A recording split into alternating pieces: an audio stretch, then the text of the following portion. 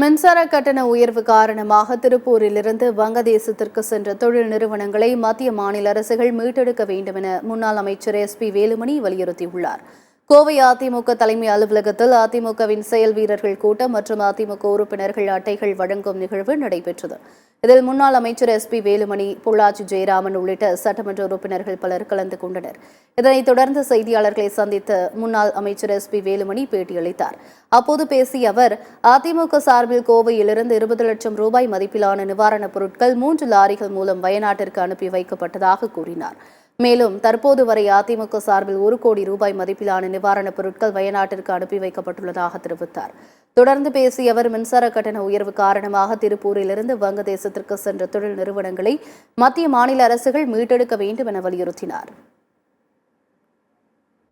முக்கியமான ஒரு பிரச்சனை, இன்றைக்கு மத்திய அரசு மாநில அரசும் இதை செவிசாய்த்து உடனடியாக எங்களது தொழிலுக்கு ஒரு பாதுகாப்பு அளிக்க வேண்டும்.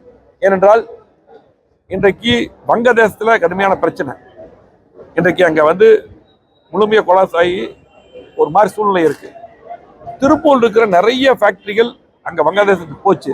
இன்னைக்கு அது பூரா இன்னைக்கு வேற மாதிரி சூழ்நிலை இருக்கு. உடனடியாக திருப்பூருக்கு உடனடியாக வட்டி இல்லாத கடன் வழங்கி அவங்களுக்கு என்னென்ன தேவையோ அந்த ஜவுளி உற்பத்தியாளர்களுக்கு, மணின் உற்பத்தியாளர்களுக்கு உடனடியாக மத்திய அரசு மாநில அரசு தலையிட்டு உடனடியாக வழங்க வேண்டும், கடன் வழங்க வேண்டும். அவருக்கு என்னென்ன தேவையோ அதை பூர்த்தி செய்து தர வேண்டும்.